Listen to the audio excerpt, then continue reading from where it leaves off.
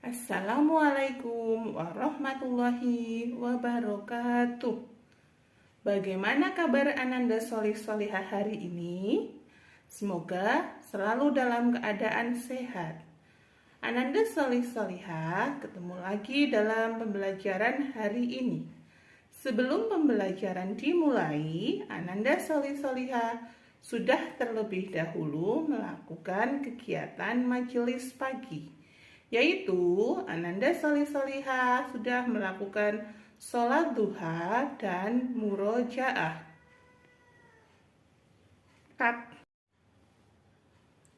Terima kasih untuk Ananda Solih Solihah yang sudah melakukan kegiatan majelis pagi. Hari ini kita masih belajar tematik tema 8, daerah tempat tinggalku, dengan subtema 3, bangga terhadap daerah tempat tinggalku. Pembelajaran 2.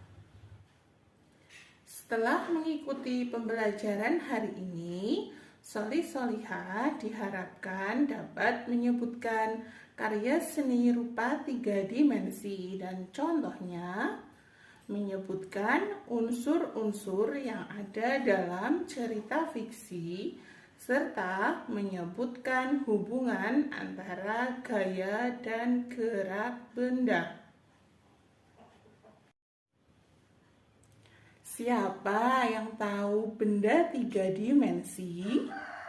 Ya, benda 3 dimensi adalah karya seni rupa yang memiliki panjang, lebar, dan volume, serta dapat dinikmati keindahannya dari segi manapun. Berikut ciri-ciri karya seni rupa 3 dimensi. Yang pertama, karya seni rupa 3 dimensi memiliki panjang, lebar, dan tinggi. Yang kedua, karya seni rupa 3 dimensi dapat dinikmati keindahannya dari sudut pandang manapun. Yang ketiga, karya seni rupa 3 dimensi memiliki isi atau volume. Ditinjau dari jenis bendanya, ada 3 jenis benda yang masuk ke dalam karya seni rupa 3 dimensi. Yang pertama, benda kubistis. Benda kubistis adalah benda-benda yang menyerupai bangunan balok atau bangunan kubus. Contoh benda kubistis yang sering dijumpai dalam kehidupan sehari-hari yaitu meja, kotak pensil, tempat tisu, dan almari. Benda silindris adalah benda-benda yang bentuknya menyerupai elips atau silinder. Contoh benda kubistis yang sering dijumpai dalam kehidupan sehari-hari ada tempat minum atau botol minum, ada guci atau vas bunga, gelas, dan teko. Jenis benda 3 dimensi yang terakhir adalah benda bebas. Benda bebas adalah benda yang bentuknya tidak beraturan atau bentuknya bebas. Contoh benda 3 dimensi jenis bebas ada buah-buahan seperti buah apel dan buah stroberi. Contoh lain dari benda jenis bebas ada batu dan pohon. Seperti yang sudah disebutkan tadi, Teko adalah salah satu jenis benda 3 dimensi, yaitu benda silindris. Ketika kita mendengar kata teko, kita teringat dengan cerita fiksi Aladin. Siapa yang tahu atau sudah pernah membaca cerita Aladin?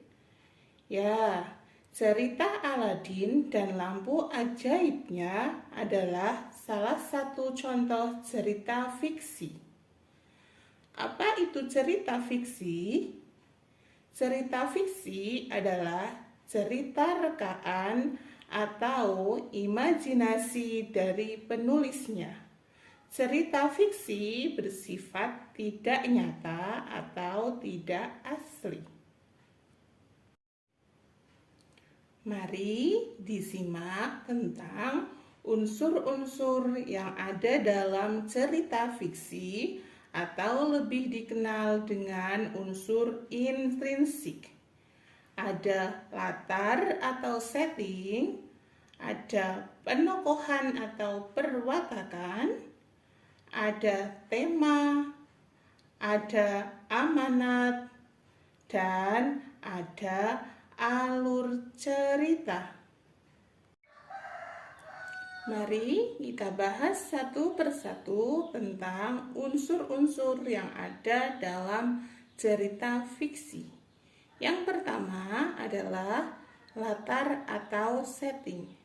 Latar atau setting adalah semua keterangan, baik waktu, tempat, dan suasana yang ada pada sebuah cerita. Unsur selanjutnya adalah penokohan atau perwatakan. Penokohan atau perwatakan biasa disebut dengan sifat atau karakter yang ada pada tokoh dalam suatu cerita. Nah, tokoh dibedakan menjadi dua. Ada tokoh antagonis dan tokoh protagonis. Tokoh antagonis adalah tokoh yang menggambarkan sifat jahat yang ada pada cerita. Sedangkan tokoh protagonis adalah tokoh yang menggambarkan sifat yang baik yang ada pada cerita. Unsur berikutnya adalah alur. Alur yaitu rangkaian peristiwa yang direka dan dijalin sedemikian rupa sehingga menggerakkan jalan cerita dari awal, tengah, sehingga mencapai klimaks atau puncak cerita. Tema adalah pokok pikiran atau dasar cerita yang dipercakapkan, dipakai sebagai dasar mengarang, mengubah sajak, dan lain sebagainya. Amanat adalah sebuah gagasan yang menjadi dasar karya sastra yang merupakan pesan yang ingin disampaikan seorang pengarang kepada pendengar atau pembaca cerita. Teko merupakan benda 3 dimensi yang terbuat dari tanah liat. Karena pengaruh gaya saat membentuk, tanah liat yang tadinya tidak terbentuk menjadi bentuk teko. Setelah mengetahui unsur-unsur yang ada dalam cerita tadi, sekarang Ananda Solihah mencari unsur-unsur cerita yang ada pada cerita Aladin dan lampu ajaib. Simak cerita berikut ini. Cerita Aladin dan lampu ajaib. Alkisah, hiduplah seorang pemuda berdua bersama ibunya. Mereka hidup serba kekurangan di sebuah desa di wilayah Persia. Untuk bertahan hidup, sang ibu berjualan buah di pasar tak jauh dari rumah mereka. Dan si pemuda membantunya. Di tengah kesulitan mereka, suatu hari pemuda bernama Aladin itu bertemu dengan seorang penyihir yang kemudian memintanya untuk mengambil lampu ajaib dari dalam gua. Dari situlah awal mula kehidupan pemuda gagah tersebut berubah. Disebutkan bahwa suatu ketika seorang pedagang kaya datang mencari Aladin. Pedagang tersebut menemui sang ibu, lalu bertanya, "Saya datang dari Saudi dan ingin mengajak Aladin ikut bekerja bersama saya. Saya akan membayar banyak agar setelahnya ia tak perlu lagi bekerja." Tanpa pertimbangan yang matang, sang ibu langsung menerima tawaran itu dengan harapan kesulitan hidupnya dapat teratasi. Ia merasa anaknya akan sukses dan kaya jika tawaran pedagang itu diterima, meskipun ia baru saja mengenalnya. Keesokan harinya, Aladin diminta untuk berkemas, dan ia pun setuju pergi bersama sang pedagang.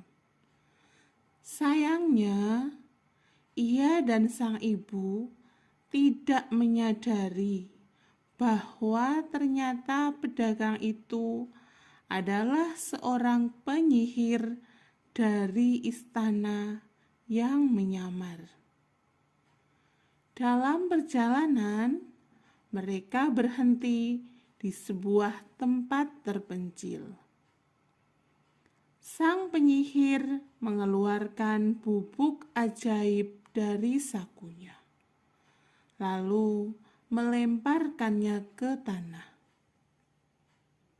Seketika, tanah yang terkena bubuk ajaib terbuka membentuk lubang gua yang dalam.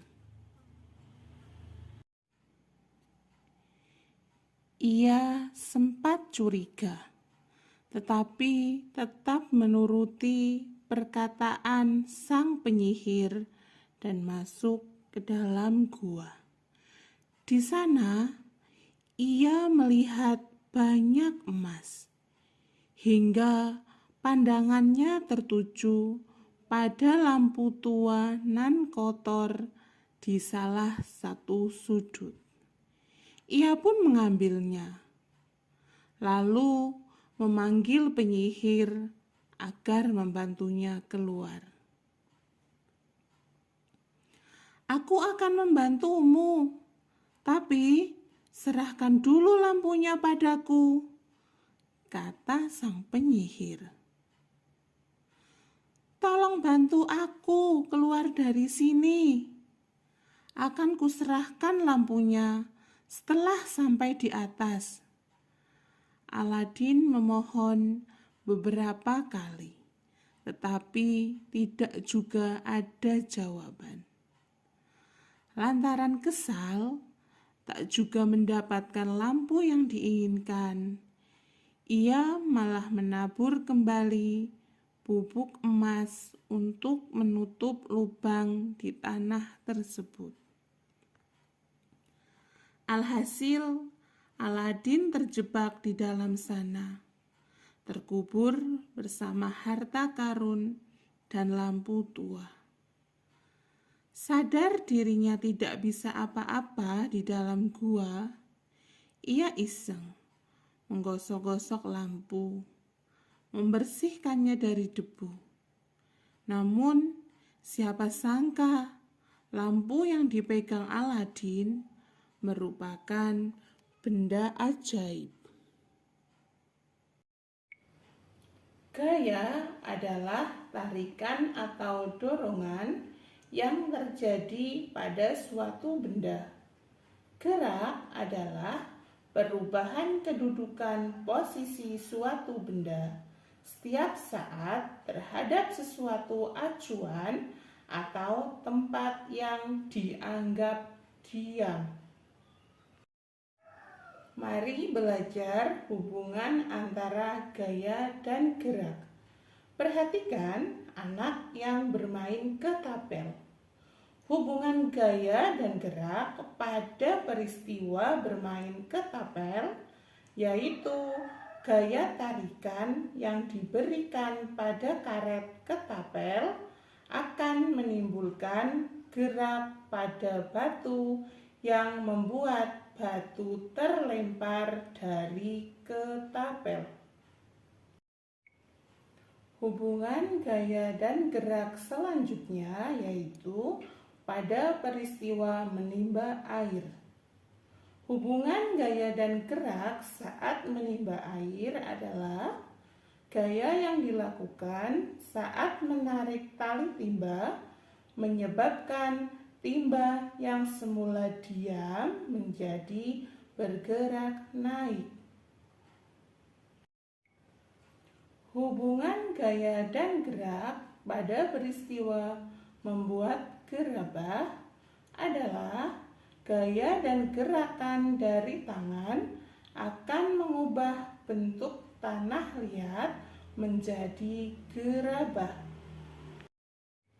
Demikian pembelajaran yang Ustazah sampaikan hari ini. Semoga Ananda solih-solihah mendapatkan ilmu yang bermanfaat dan mendapatkan pengalaman dari pembelajaran hari ini.